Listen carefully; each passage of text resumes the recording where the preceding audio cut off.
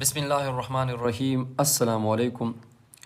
مونږه دریم نمبر یونټ هیومن ډایجیشن دا شروع کړو او نن به مونږه هیومن ډایجسټیو سیستم اناټمی سټډي کوو چې یعنی د هیومن ډایجسټیو سیستم په کم آرګن باندې مشتمل دی، دا څنګه د یو بل سره انټر کنیکټډ دی او دوی څنګه کار کوي. سیده نو هیومن ډایجسټیو سیستم ټاپک چې دی هغه 4.2 دی. د ډایجسټیو سیستم از ا ګروپ اف آرګن. دا ډایجسټیو سیستم چې دی کنه نو دا ګروپ اف آرګنز دی، یعنی مطلب دا یو اندام نه دی بلکې دا یو څو اندامونه یوځای شوي دي دیټ ورک ټوګیدر چې هغه یوځای کار کوي ټو بریک ډاون فود انټو مالیکیولز، هغه خوراک مات کی او مالیکیولو ته واړي. بس دا هیومن ډایجسټیو سیستم چې دی کنه دا یو ګروپ اف آرګنز دی، سیستم دی کنه. نو سیستم د څه نه جوړیږي؟ ګروپ اف آرګنز نه جوړیږي او دوی کار څه دی؟ کار دا دی کنه چې دا خوراک ماتوي او مالیکیول ته جوړوي. شروع کیږي به د کوم ځای نه؟ نو دې شروعات چې دی کنه دا د موت یعنی د مو نه کیږي، د خولې نه کیږي. ټیک ده، ډایجیشن بیګنز ان موت. ډایجیشن چې دی کنه دا د خولې نه شروع کیږي. انجیشن مونږ چې څنګه خوراک خولې ته وردن نه کوو کنه، بس ډایجیشن پروسس دغه ته شروع شي. نو په خوله کې بیا دوه قسمه ډایجیشن کیږي، یو ته مونږه فزیکل ډایجیشن وایو او بل ته مونږه کیمیکل ډایجیشن وایو. د غاښونو په ذریعه باندې چې خوراک مونږ کم چقو کټکو میده کوو دغه ته فزیکل ډایجیشن وایي. ټیک ده، ځکه چې په دې کې د خوراک فزیکل بریک ډاون وشي. ټیث چیو اینڈ ګرینډ فود انټو سمال پیسز. مونږ چې د غاښونو په ذریعه باندې کوم خوراک وچقو کټی کو میده کو کنه او هغه ورکوټ پیسز ته واوړي، نو دا فزیکل ډایجیشن دی، ځکه چې په دې کې د خوراک فزیکل بریک ډاون وشي. صحیح ده. بل په خوله کې کیمیکل ډایجیشن هم کیږي. زوم په دې خوله کې واړه سوري دي، هغې ته وایي سلیوري ګلینډز. واړه سوري دي، د هغې نه یو خاص قسم انزایمز یعنی لاړې را وځي، سلیوا ورته وایي لاړې، او هغه د خوراک پوس کی او په هغې کې انزایمز موجود دي. نو هغه د خوراک چې دی د ناششته په دې خوراک کې چې کومه ناششته موجود دی هغه څه ته واړي؟ شوګر ته واړي، چینو ته یې واړي. نو کیمیکل ډایجیشن چې دا هم په خوله کې کیږي. سلیوا فرام سلیوري ګلینډز موسن فود. سلیوا یعنی لاړې، دا د سلیوري ګلینډز په دې خوله کې چې کوم واړه سوري دي د هغې نه راوځي. موسن فود دا خوراک موسن کی نیمی کی لکه مطلب لونی کی. and contains او په دې کې مشتملي په دې لاړو کې انزایمز خمیرې پکې that start break down starch into sugar، او دا چې په دې خوراک کې کومه ناششتۍ هغه څه ته واړي؟ هغه چینو ته واړي. ټیک ده. اوس چې کله دا خوراک ته هغه وچقه او نرم دی کو، د دې نه پس چې دا خوراک نالۍ ته ورپرېوځي، مونږ خوراک تیر کو نیګل نه چې ورته وایي. ټیک ده. نو بیا دا چېرته لاړ شي؟ دا بیا اسوفیګس ته لاړ شي. اسوفیګس نه مونږ په عام الفاظو کې فود پایپ وایي، د خوراک نالۍ. صحیح ده. دا د نرمه غوندې کې نالۍ د غوښې نه جوړه شوي. مسکولر ټیوب دا د غوښې نه جوړ شوی یو پیپ دی چې دا خوراک معدې طرف ته پوش کوي، معدې طرف ته لیږي. دیټ پوش فود ډاون ټو د سټامک. لکه دا داسې کار کوي لکه دلته اوس نوڼی پرته ده که نه، نو دا دې له زور ورکړي نوڼی له دلته یې راولي. صحیح شو. بیا دغه شانتې دا د نوڼی له زور ورکړي دلته یې راولي، دا د خوراک دغه شانتې مخې طرف ته پوش کوي. بیا زموږ سره چې کله دا خوراک د نالۍ نه خوراک لاندې لاړ شي، نو چېرته لاړ شي؟ معدې ته لاړ شي، سټامک ته لاړ شي. نو دا سټامک څه شی دی؟ دا زموږ سره تاسو دې ته وګورئ، دا تاسو له ما ډایګرام جوړ کړی. دا خوراک اول چې دی که نه، اول دا د خولې ته وردن شي. نو په دې خولې کې دوه قسمه ډایجیشن وشي. یو فزیکل ډایجیشن وشي، نو هغه د غاښونو په ذریعه باندې چې کله مونږ وټکوو که نه دا خوراک وچقو معدې کو، دې ته فزیکل ډایجیشن وایي. او د لارو په ذریعه باندې مونږ پوس کو، په هغې کې یو خاص قسم انزایمز دي چې هغه د دې کې خوراک کې چې کومه ناششتۍ نو هغه دغه ته اړوي، چینو ته اړوي. بس دلته د خوراک فزیکل او کیمیکل ډایجیشن وشي. سیده. اوس دا د خوراک نالی ده، اسوفیګس دی، دا دیزي پورې. دا خوراک چې دی که نه دا بیا څه ته راشي؟ دا د معدې ته راشي. صحیح شو.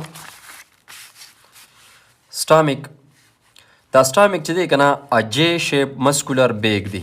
تاسو د معدې ته وګورئ کنه، دا وګورئ جے جوړه شوی دی. جے دا د جے په شکل کې یو بیگ دی، یو اندام دی. اٹ چرنز فود ود ګیسټریک جوس اینڈ هایدروکلوریک ایسډ. دا داسې چل وکړي که نه چې دا د خوراک نه دی، دا واغږي سم په جوسر یې ووایي، وایي غږي. سیده. او د دې سره ګیسټریک جوس او هایدروکلوریک اسید چې دی کنه دا ورسره میکس کی. یعنی کله چې د معدې ته یو نوڼی راشي کنه فرض کا دا خوراک دی دا د معدې ته راغی اوس په دې کې چې کوم هایدروکلوریک اسید دی HCl دی دا او ګیسټریک جوس دی دا د دې سره په دې معدې کې دا ورته راوځي. چې کله دا راوځي کنه دا خوراک نه دا بیخي سم لکه سړی وي چې به جوسري وي یا بیخي بس چې وایي غږي دا خوراک مکمل چې دی کنه دا وغږلی شي ها. وچ کل بکټیریا دلته پکې بکټیریا مړه شي. ځینې جراثیم چې دی په خوله کې مړ شي او ځینې جراثیم چې دی هغه په معده کې مړه شي سیده and break down protein او په دې معده کې د پروټینو break down هم وشي سیده کنه. هلته صرف چې دی دا په دې خوراک کې چې کومه ناششتي نو هغه شوګر ته واړیله دلته پکې د پروټینو break down وشي سیده. اوس د دې ځین دا خوراک بیا چېرته لاړ شي دا نری کولمې ته راشي سمال انټسټاین ته لاړ شي ها. دا زموږ سر نری کولمه دی او دا تقریبا 6-8 میټر اوږد دی ها. بیا زموږ سر دی سمال انټسټاین چوټي آند ته وایي. A long coiled tube about 7 meter long دا یو اوږد تاو شوی پیپ دی او دا څومره اوږد دی 7 میټر لانګ دی ها. Here most of the digestion is completed. اوس په دې نری کولمه کې چې دی که نه نو تقریبا ټول ډایجیشن چې دا کمپلیټ شوی دی په نری کولمه کې. ځکه تاسو ته به زه دا دغه هم وایم زموږ سره چې په دې کې کم هیلپینګ آرګنز دي لکه پای کې لیور دی پنکریاز دی ټیک شو نو دا هم درته وایم. خو په دې نری کولمه کې چې دی زموږ سره ډایجیشن چې دی دا کمپلیټ شي بس ډایجیشن سر ته ورسي هغه اوس د جذب کېدو او د ابزارب کېدو قابل شي. نیوټرینس چې کومه غذا ده آر ابزاربډ انټو د بلډ په دې دا اوس فرض که زما سره یوه نری کولمه ده که نه نو په دې کې داسې کچ کچ واړه واړه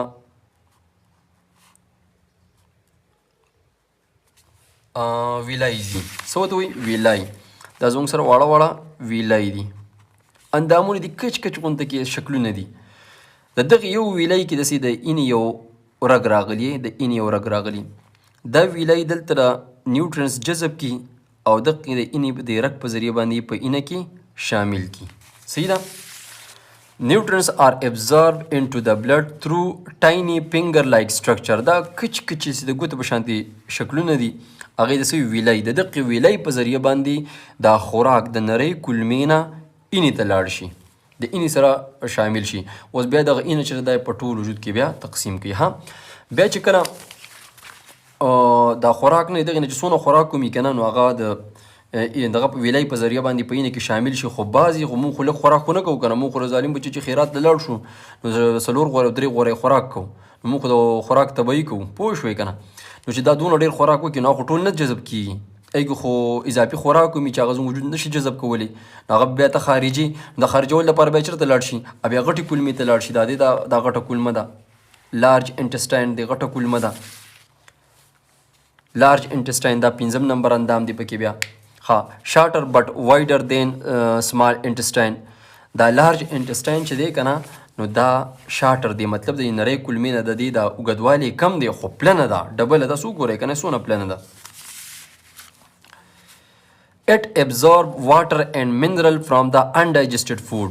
اوس په دې لارج انټسټاین کې څه چل کېږي په دې لارج انټسټاین کې دا چل وشي که نه لکه د دې نه د کم پالتو خوراک چې خو دې ته راغی که نه لکه اوس دا پالتو خوراک دا دلته راغی دلته راغی صحیح شو.